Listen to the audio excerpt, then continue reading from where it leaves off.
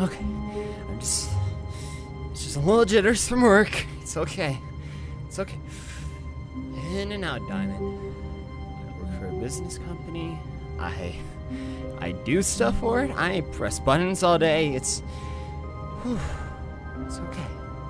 It's okay. This is all real. All of his co-workers were gone. What could it mean? Stanley decided to go to the meeting room. Perhaps he had simply missed a memo. This is all real. It's all real.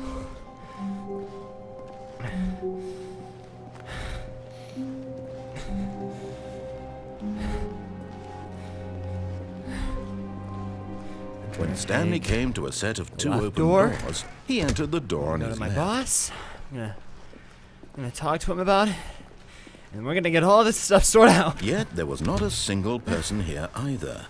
Feeling a wave of disbelief, Stanley decided to go up to his boss's office, hoping he'd coming to a staircase. Stanley walked upstairs to his boss's office. There must be someone downstairs. I think I forgot my keys or something. But Stanley just couldn't do it. He considered the possibility of facing his boss, admitting he had left his post during work hours. Yeah, I did. He might be fired for that. It's not good. And in such a competitive economy, why had he taken that risk? All because he believed everyone had vanished. His boss would think he was crazy. And then something occurred to Stanley. Maybe, he thought to himself, maybe I am crazy.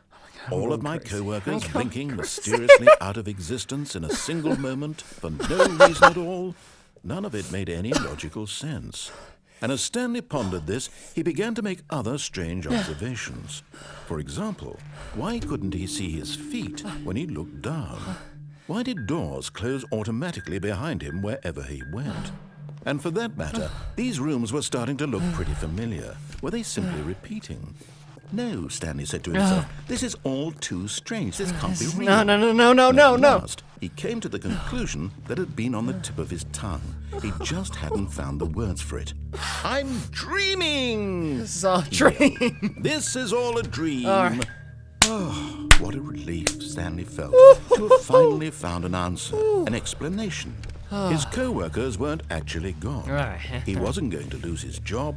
He wasn't crazy after all. And he thought to himself, I suppose I'll wake up soon. I'll have to go back to my boring real-life job pushing buttons. I may as well really enjoy thought I this lost while it I'm there. still lucid. So, he imagined himself flying and began to gently float above the ground. I'm flying. He imagined himself soaring through space on a magical starfield, and it too appeared. It was so much fun, and Stanley marveled that he had still not woken up. How was he remaining so lucid? And then perhaps the strangest question of them all entered Stanley's head. One he was amazed he hadn't asked himself sooner. Why is there a voice in my head dictating everything that I'm doing and thinking? This is just a dream. Now all the voice just a was dream. describing itself being considered by Stanley, who found it particularly strange. I'm dreaming about a voice describing me, thinking about how it's describing my thoughts, he thought. And while he thought it all very odd and wondered if this voice spoke to all people in their dreams, the truth was that, of course, this was not a dream. How could it be? Was Stanley simply deceiving himself? Believing that if he's asleep, he doesn't have to take responsibility for himself? Stanley is as awake right now as he's ever been in his life. Now, hearing the voice speak these words was quite a shock to Stanley. After all, he knew for certain, beyond a doubt, that this was in fact a dream. This is a dream. This is all a dream. This is all a dream. This is all a dream. The magical stars just a moment ago? How else would the voice explain all that? This voice was a part of himself too. Surely, if he could just... He would prove it. He would prove that he was in control. That this was a dream. This is a dream? So he closed his eyes gently, and he invited himself to wake up. He felt the cool weight of the blanket on his skin, the press of the mattress on his back, the fresh air of a world outside this one. Let me wake up, he thought to himself. I'm through with this dream. I wish it to be over. Let me go back to my job. Let me continue pushing the buttons. Please, it's all I want. I want my apartment and my wife and my job. All I want is my life exactly the way it's always been. My life is normal. I am normal. Everything will be fine. I am okay.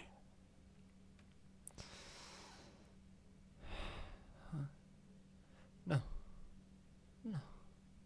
Stanley began screaming.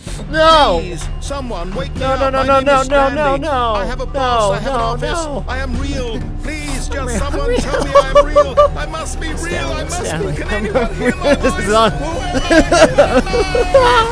I? And everything went black.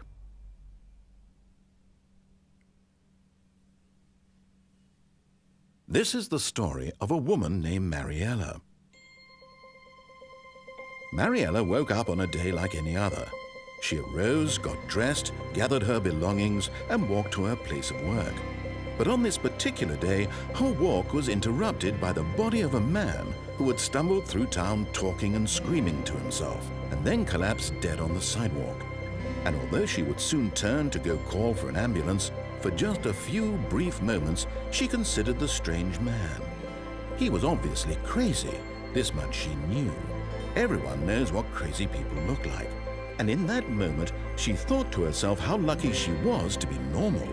I am sane. I am in control of my mind. I know what is real and what isn't. It was comforting to think this, and in a certain way, seeing this man made her feel better.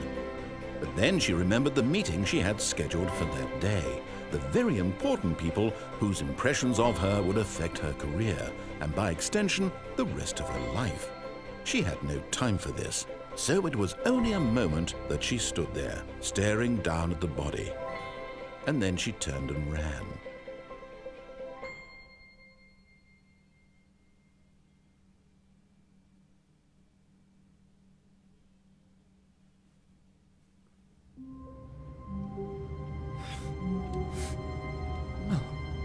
No, I passed out. This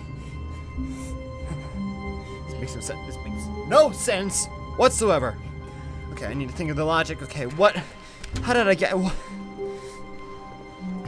When Stanley came to a set of 2 open doors, this was not the correct way to the meeting There's only room, one way and to Stanley knew fix it all of perfectly this. well. Perhaps he wanted to There's stop only by one way the to fix employee all of this. lounge There's only first, one way to just fix all of this. admire it. This is all a dream. This isn't real. I am dreaming. Yes, truly a right room now. worth admiring. This is all a But dream. eager to get This is back all to a dream. business, Stanley took the first open door on his left. It's all a dream. Stanley was so bad at following directions, it's incredible he wasn't fired years ago.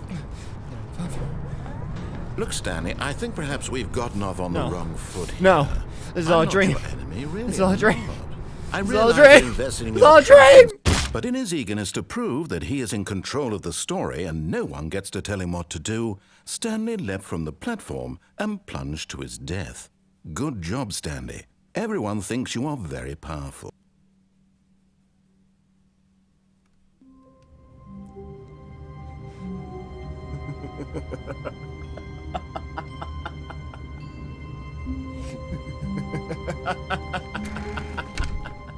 But Stanley simply couldn't handle the pressure.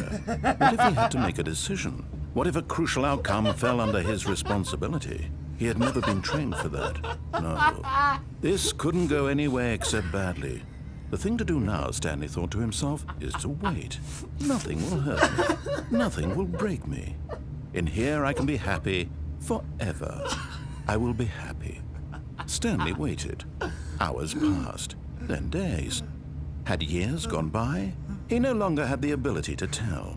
But the one thing he knew for sure, beyond any doubt, was that if he waited long enough, the answers would come. Eventually, someday, they would arrive. Soon, very soon now, this will end. He will be spoken to. He will be told what to do. Now it's just a little bit closer. Now it's even closer. Here it comes.